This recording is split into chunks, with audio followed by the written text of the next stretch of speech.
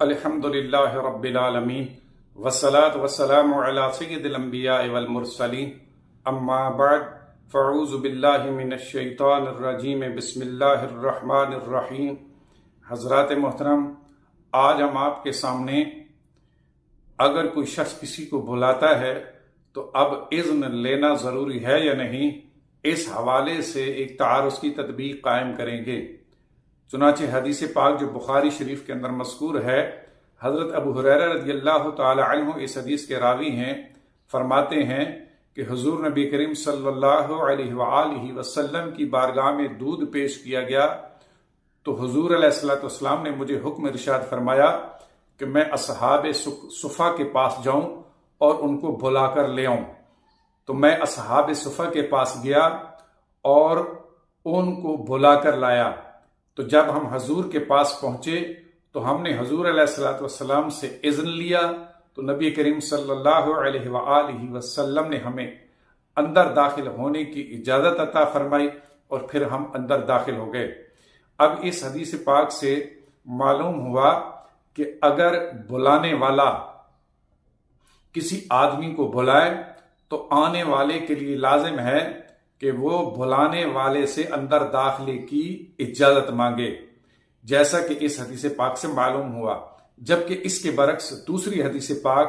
جو ابو داؤد شریف میں مذکور ہے،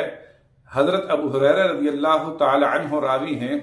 فرماتے ہیں کہ حضور نبی کریم صلی اللہ علیہ وآلہ وسلم نے ارشاد فرمایا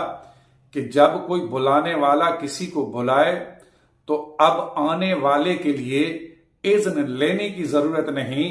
بلکہ بلا اذن وہ اندر داخل ہو جائے۔ اب اس حدیث پاک سے معلوم ہوا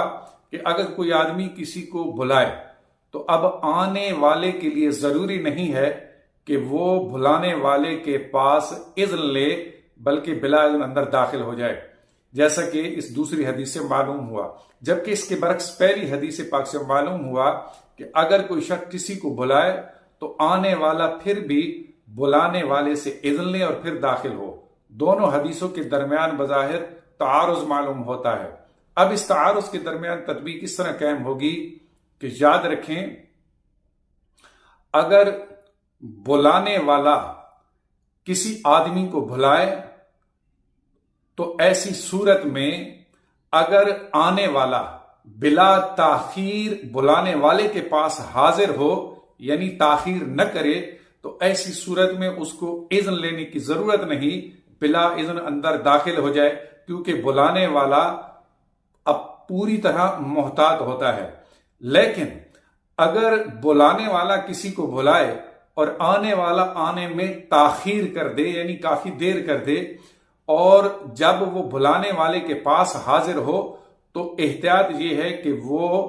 بلانے والے سے اذن لے احتیاطاً، تاکہ ایسا نہ ہو کہ تاخیر ہونے کی وجہ سے بلانے والے کی فیملی یعنی اس کے گھر کی عورتیں نہ اس کے پاس موجود ہوں۔ تو لہذا